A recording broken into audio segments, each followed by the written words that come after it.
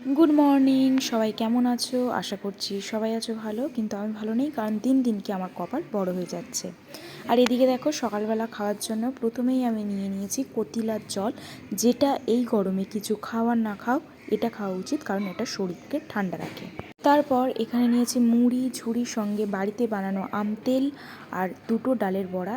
এখন ভালোভাবে মুড়িটা মাখিয়ে নিয়েছি। সকালের টিফিনটা এই টিফিন দিয়ে পুরো জমে গেল। আর তোমরা কারা কারা আম তেল দিয়ে মুড়ি খেতে ভালোবাসো অবশ্যই কিন্তু কমেন্ট করতে ভুলো না। তারপর দুপুরের দিকে এটা বাড়িতে বানানো মাজা। তোমরা যারা কেনা মাজা খাও তাদেরকে বলি, এরকম বাড়িতে যদি বানাতে চাও তাহলে রেসিপি কমেন্ট করো, রেসিপি কিন্তু আমি দেখিয়ে দেব। কারণ এই মাজাটা আমার মা বাড়িতে বানায় আর খেতে পুরো একদম মাজার মতোই লাগে, মানে শুধু আম দিয়ে আর মিষ্টি দিয়েই বানায়। যাই হোক, তো এখানে মাজা বানিয়ে প্রথমে আমি 1 গ্লাস নিয়ে নিয়েছি, সেটা এখন আমি আগে খাবো।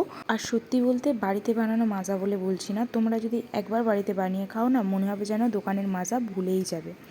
যাই হোক, এই 1 গ্লাসটা মায়ের জন্য রাখছি। তারপর স্নান করতে যাওয়ার আগে দেখি বৃষ্টি আরম্ভ হয়ে গেছে।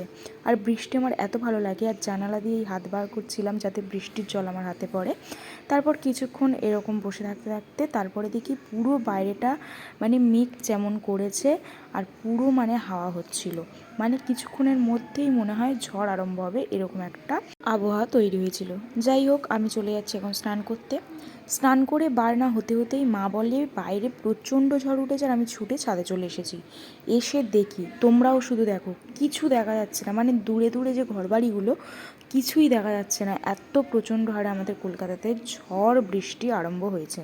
যাই হোক, তারপর চলে আসি নিচে। নিচে এসে দেখি মা ভাত বেড়েছে। আজকের মেনুতে ছিল সাদা ভাত, সঙ্গে হচ্ছে ঢেঁড়স আলু দিয়ে মাছের মাথা দিয়ে একটা চচ্চড়ি, আর সঙ্গে আলু ভাতে আর পুঁই শাক ডাঁটা দিয়ে ডাল। তো ডাল আর আলু ভাতে না নিয়ে আগে থেকেই আমি খাওয়া শুরু করেছি। তারপর মা পাতে দিয়ে দিল পুঁই শাক ডাঁটা দিয়ে তৈরি করা ডাল, আর সঙ্গে একটু আলু ভাতে আর এরকম চচ্চড়ি দিয়ে মুখে পুড়িয়ে দিলাম, আর খেতে কিন্তু বেশ ভালো ছিল।